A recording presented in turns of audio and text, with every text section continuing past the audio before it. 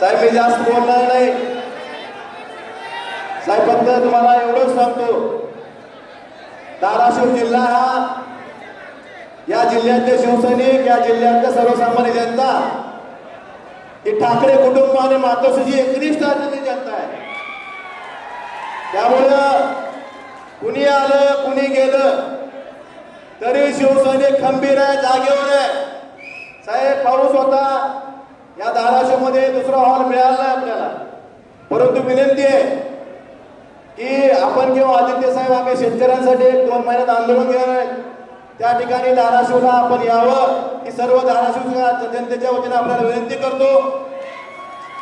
आणि साहेब एवढंच सांगतो की निष्ठा ही बोलून दाखवायची नसते साहेब, कृतीतून दाखवायची असते.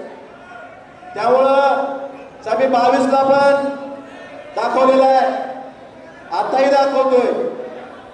या सगळ्यांसमक्ष तुम्हाला प्रत्येक समक्ष सांगितलेलं साहेब, पण या तमाम धाराशिवकरांच्या समक्ष सांगतो साहेब, काही झालं तर उद्धव साहेबांची साथ सोडणार नाही. आणि साहेब हा शब्द त्यांना आणि तुम्हाला एक शब्द देतो, काही झालं की काही वेळ आली तर या शिवसैनिकांना वारावर सोडणार. त्यामुळे साहेब मी जास्त आपला वेळ घेत नाही. आपलं रावसाहेबांचं मनोगत ऐकण्यासाठी सगळे उत्सुक आहे.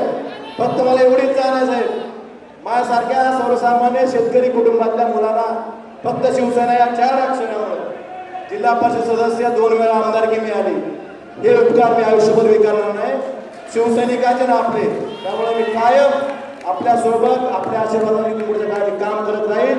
आणि धाराशिव जिल्ह्यातली शिवसेना ही ज्या कार्यकर्त्याची संघर्ष करायची तयारी आहे, व्यवस्थेच्या विरुद्ध आवाज उठवायची तयारी आहे, अशा कार्यकर्त्याने बोलून सर्वसामान्यांचा आवाज बोलून इथून पुढच्या काळात ही शिवसेना काम करेल.